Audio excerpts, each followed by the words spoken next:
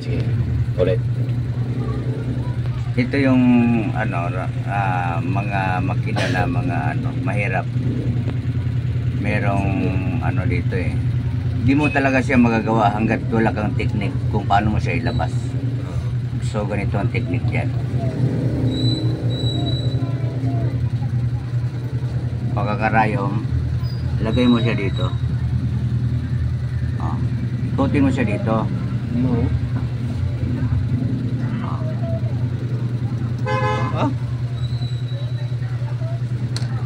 Kasi ayan. Anak ng titi. Shock ka ngayon. Kasi yung itong susi may dugtungan yan.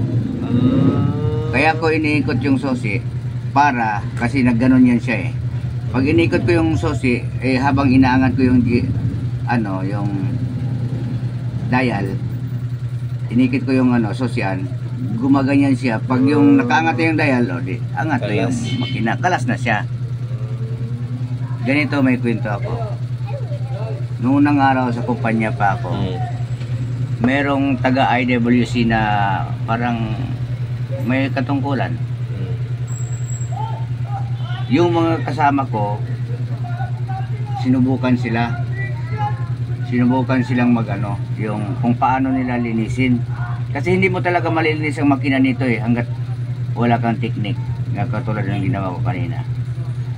Siguro mga 5 kami. Ang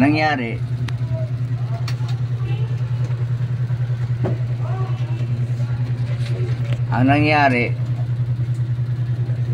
parang pang-4 akong sinubukan nun. Binigay sa akin, hindi din nila mailabas yung makina. Ganito, solid gold, IWC.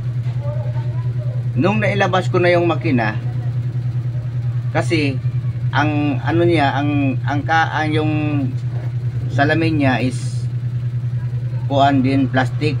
So tinanggal ko yung plastic, nagkuha ko ng clammer ng salamin. Pag kuha ko yung ang ginawa ko, katulad ng ginawa ko kanina. Nung nailabas ko na yung makina, sabi nung foreigner, sabi niya, hindi naman talaga ako naghahanap ng repair ng paggawa. Hindi ko naman talaga ipapagawa yan. Naghahanap ako ng technician kung paano sila maglinis sa ganyan. Sabi ko, yun na, linisin na natin. Sabi niya, hindi, gusto mo bang magtatrabaho sa amin? Yun, sabi ko, bakit? Sabi niya, ikaw kasi yung nakapasa sa yung standard namin eh.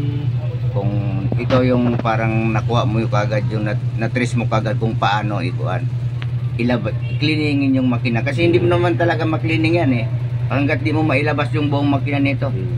Ayan solid yan. Kung wala kang technique, paano mo mailabas?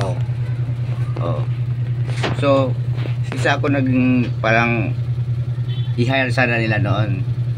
Sabi ko, iniisip ko naman, bata pa ako nung siguro mga 19 years old. Sabi ko, kumikita naman ako dito sa Pilipinas, bakit pa ako lalabas? Kasi gumagawa na ako ng malalaking relo noon, yung tawag nito, yung sa mga grandfather clock, navy clock, lahat ng mga malalaking relo sa akin bumabagsak. Kasi takot yung mga technician noong mga 90s, takot sila magkalas ng mga malalaking relo, mag-repair. Napakadali lang repairin yun kung may idea ka.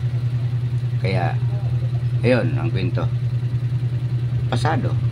Ngayon pwede mo na linisin yan, kalasin mo lahat, babad mo, yan, pwede mo nang linisin yan. Kasi parang tinatawag nila nung mga yung matatanda noon, male and female yan. Male and female tawag nila, parang tawagin nilang male and female. Pero sa term nila pero hindi natin alam kung ano talaga saktong term nitong crown na to. Kasi nakaganon yan, di ba? Sabi ko nga, nakaganon yan. Once na inangat ko yung dial, pag angat sa dial yan, habang iniikot ko yung crown, kung maganyan siya, kalas na siya. Tandaan mo, basta nakapasok dyan ng makina at walang ibang lalabasan, hindi mo naman pwedeng baliin. Hindi mo pwedeng baliin to. Meron talagang ganito yan, dugtungan yan sila. Kaya sa pag-repair, diskarte talaga. Isip bago mo gagawin. Okay.